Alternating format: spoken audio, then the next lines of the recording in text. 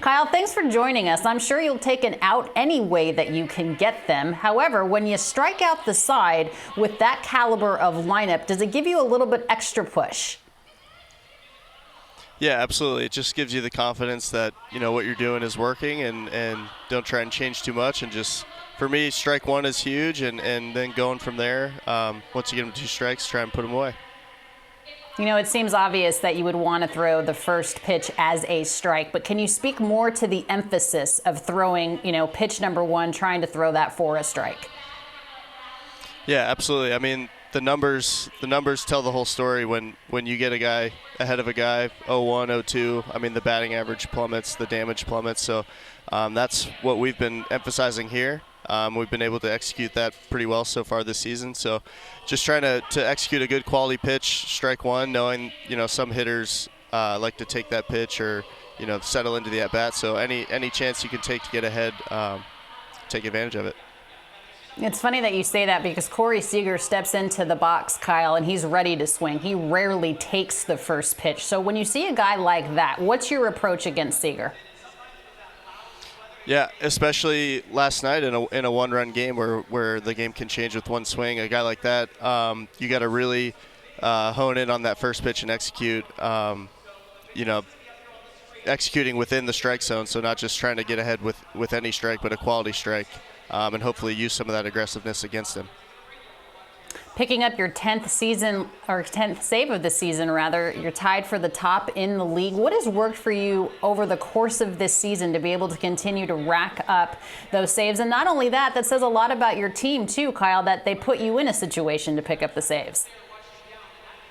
Right, you said it. I mean, saves you got to have the opportunity, and we've been playing great defense. We've been running the bases really well. We've been doing a lot of the little things right that get you into that situation. So we've had some fun, exciting, close games, and I've had a great time going out there and trying to get those last 3 outs. You grew up there, I believe, I want to say the state of Texas. I know that they drafted you out of Texas State. You're playing right now, obviously, at Globe Life Field. Who did you kind of grow up watching, wanted to emulate? Who was your team? Tell me a little bit about your path. So I grew up in the Houston area, but I grew up, both my parents are from New York, Long Island area, so I grew up in a Yankee household. So I had the privilege of watching all those great Yankee teams and growing up not knowing losing too much. So who did you follow? Who did you emulate? Was it always a pitcher that you paid attention to, or was it everybody? I mean, Derek Jeter was my guy. I played shortstop growing up, and that's who I wanted to be. And then as I got older into college, I fell in love with Tim Lincecum's game. Tried to copy his mechanics because just the way he threw the ball is like nothing you've ever seen before. And yeah. Yeah, you have a very different frame than Tim Lincecum, too. All right, I want to ask you about, I wanted you to come on here, not to talk about how great you are as a pitcher and your saves, but about your first bobblehead. It is a Star Wars around Major League Baseball this weekend, of course. May the Force be with you. Kyle, tell me what you thought about when you saw your first bobblehead.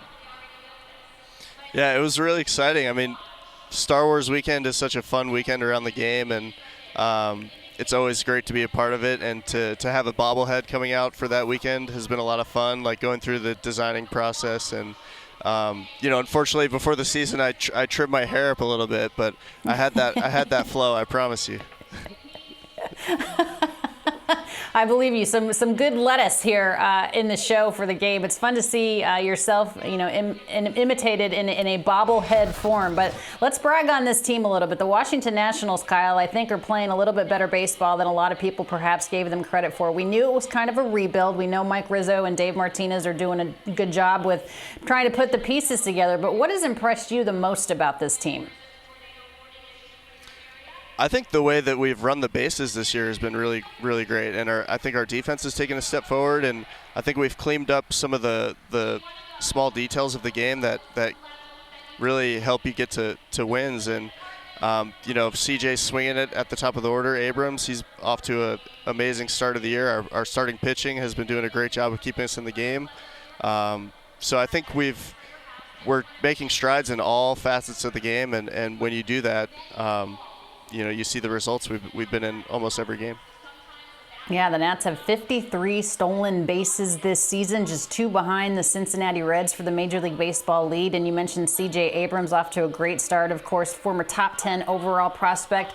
Kyle Finnegan, C.J. doesn't have a bobblehead, I don't think, but you do. Congratulations on, just being with, just having a great year so far. Continued success to you. Continue with the marking up those saves, and we appreciate your time. Thank you. I appreciate it.